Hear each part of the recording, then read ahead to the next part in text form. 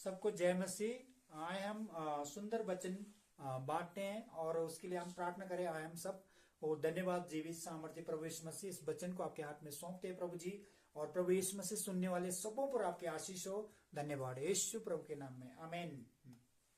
एहजकेल 3:1 से तब उसने मुझसे कहा, हे मनुष्य के संतान, जो तुझे मिला है उसे खा ले, अर्थात इस पुस्तक को खा, तब जाकर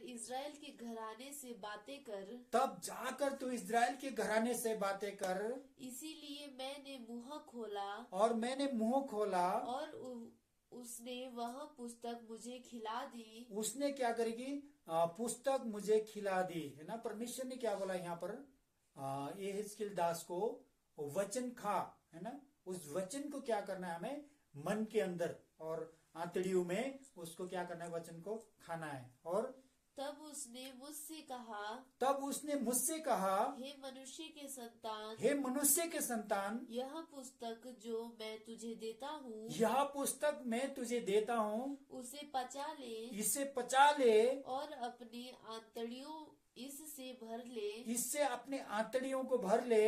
अतः मैंने उसे खा लिया और मेरे मुंह में वह मधु के तुल्य मीठी लगी। मैंने खा लिया और उससे मुझे क्या लगी? मधु के तुल्य मीठी लगी। हालेलुया। हमें क्या करना है? वचन से हमें मन को सजाना है। हालेलुया। परमेश्वर का हम धन्यवाद देते हैं कि परमेश्वर जो अद्भुत काम करते हैं और परमेश्वर जो अति दयालु हैं और सब पर दया करते हैं और विलंब से वो क्रोध करते हैं और सबको सहायता करने के लिए वो तत्पर रहते हैं परमेश्वर। हालेलुया। परमेश्वर का धन्यवाद हो। और परमेश्वर के हम इस वचन की तरह से कोई भी हमारा लीडर या हमारे कोई भी अज्ञ आते हैं, हम कितना सम्मान करते हैं ना, वैसे हमें वचन को भी इसी तरीके से हमें क्या करना है? बहुत अद्भुत से विश्वास के साथ में उस वचन को सम्मान करना है। जब वचन का सम्मान करेंगे तो परमेश्वर हमारा सम्मान करेगा और परमेश्वर क्या करेगा? हमारा आदर करेगा। और अगला वचन है लूका 12:7 पढ़ेंगे हम। तुम्हारे सिर के सब बाल भी गिने हुए हैं, इसीलिए डरो नहीं। तुम बहुत गौरैयों से बढ़कर हो। और तुम क्या हो? एक गौरव से बढ़कर हो। एक गौरई एक नाम का एक चिड़िया है और उसका उदाहरण देके परमेश्वर हमें क्या बोल रहे हैं? तुम गौरई से भी बढ़कर हो। और परमेश्वर का वचन ये बोलता है, जब हमारा सिर का बाल वो गिन सकता है तो आप और हमारी चिंता वो करता है कि नहीं करता है? ये वचन से मुझे बहुत टच हो रहा है और ये वचन बहुत छू रहा है हृदय में। तो मैं प्रभु का धन्यवाद करता हूं, है ना, कि इस वचन को हम पढ़ें और वचन को मनन करें और अपने हृदयों में रखना शुरू करें। जैसे एहजकेल 3 में हमने पढ़ा कि आंतड़ियों में भर लो, खा लो वचन को, है ना, तब जाके इस्राएल के घराना को बताना। तो ऐसा परमेश्वर यहाँ पर पिछला वचन में हमने देखा। और इसमें हमने देखा कि लूका 12:7 में हमने देखा कि सिर के बाल भी गिन के रखे हो। और वहां पर क्या बोलता है? और दोबारा पढ़े तो लूका 12:7 गौरई सभी बढ़कर हो, है ना। कितना यहाँ पर परमेश्वर बोल रहा है?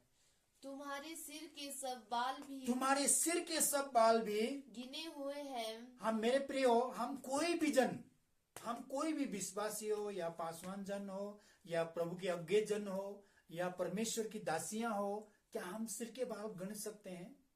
मैं इस वचन को जब पढ़ा तो मुझे बहुत ही विश्वास, इस वचन से बहुत ही विश्वास मेरा बढ़ा। तो मैं प्रभु का धन्यवाद देता हूं कि आप सबके लिए भी ये वचन को मैं रखने जा रहा हूं कि आप अपने हृदय को पढ़कर आप इस वचन को अपने हृदय में रखें। लूका 12:7 हम अगला पढ़ेंगे। लूका 18:27 वचन को भी हम देखते हैं। इन वचन में क्या परमेश्वर हमसे बातचीत कर रहे हैं? उसने कहा, जो मनुष्य से नहीं हो सकता, उसने कहा जो मनुष्य से बिल्कुल नहीं हो सकता है, वह परमेश्वर से हो सकता है। वो परमेश्वर से हो सकता है ना। जो हमसे नहीं हो सकता है वो क्या है? परमेश्वर से हो सकता है ना। सचमुच परमेश्वर कितना महान है, तो अद्भुत काम करता है। तो मैंने एक वचन को पढ़ा था, ये एहजकेल 37 में सूखी हड्डियों को वो जिंदा करता है तो वो क्या कुछ नहीं करेगा, है ना। यहाँ पर लूका उसका बोल रहा है 18:27 में बोल रहा है कि जो मनुष्य से नहीं हो सकता है वो परमेश्वर से हो सकता है। तो हमें विश्वास को रखें, सबसे हमें इस विश्वास से आपका काम कब होना शुरू होगा, जब आप विश्वास को रख देंगे। हम एक वचन और बोलना चाहता हूं मैं, योना का वचन है ना 2 अध्याय में, वहां पर क्या बोल रहा है कि योना ने कहां जाकर विश्वास को रख दिया उसने, है ना। जल्दी पढ़े बेटा, कहां जाकर विश्वास कर दो का। फिर तीसरे दिन गलील के काना में किसी का विवाह था और यीशु की माता। योना 2:2 को हम देखते हैं, है ना। योना 2:2 को भी हम देखते हैं।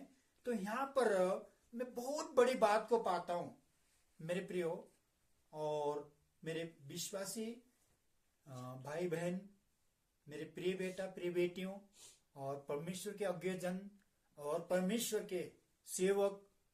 तो यहां पर मैं देखता हूं इस वचन में कि यहां पर परमेश्वर ने क्या, योना ने क्या बात को परमेश्वर के समीप में रखा, वो कहां रखा। हम तो बाहर है, वो तो मछली के पेट में। जब अंतिम समय में जब सांस प्राण छूटने वाले हैं तो उस समय में परमेश्वर से क्षमा मांगकर मेरी प्रार्थना आपके पास में पहुंच गया बोल के यहां पर इस आयत को बोल रहा है, परमेश्वर से बात कर रहे।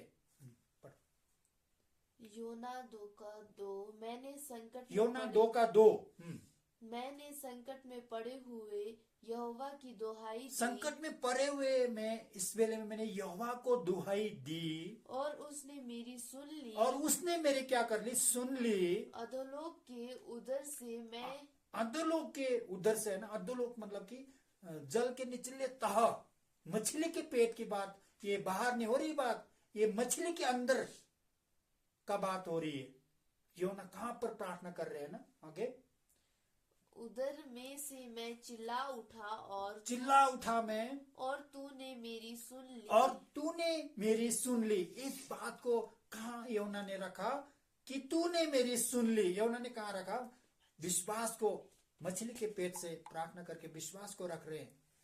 और उस विश्वास की प्रार्थना क्या है, परमेश्वर ने सुन लिया। और योना की पुस्तक आप पूरा पढ़ेंगे तो आपको बहुत अच्छा से परमेश्वर का पता लगेगा। हालेलुया। परमेश्वर क्या अद्भुत काम को करने वाला है। और मैं इस वचन को देखकर मेरा विश्वास बहुत बढ़ रहा है। और मेरे सेवक अगुए लोग और जितने भी विश्वासी भाई बहन, सबके विश्वास बढ़े। क्योंकि योना कहां प्रार्थना कर रहा है, मछली के पेट में अंदर। उसका आत्मा जब कुंभला गया, उसका आत्मा जब मुरझा रहा है, उसका आत्मा जब अब प्राण छूटने वाली है, उस समय विश्वास परमेश्वर के पास में योना ने रख दिया और उसकी प्रार्थना का उत्तर आ गया। और आप पूरा पढ़ना, और पूरा पढ़ेंगे तो पूरा नगर को क्या है, परमेश्वर उलटने वाले थे। परमेश्वर उस नगर को कैसे बचाया, आप इस वचन से पता लगा सकते हैं। हालेलुया। क्योंकि मेरा इस वचन को सुनने से, पढ़ने से बहुत विश्वास बढ़ा। और मैं चाहता हूं आप सबकी विश्वास भी बढ़े। तो प्रभु का धन्यवाद हो और सबको जय मसीह। और प्रभु बहुत आशीष दे। और इस वचन से धन्यवाद। थैंक यू परमेश्वर पिता, धन्यवाद प्रभु जी। और इस सुंदर वचन बोलने में आपने सहायता किया, सारे बात के लिए धन्यवाद। आदर और महिमा और सुनने वाले सबों पर आपकी आशीष हो, बरकत हो। धन्यवाद यीशु प्रभु को नाम में, आमीन।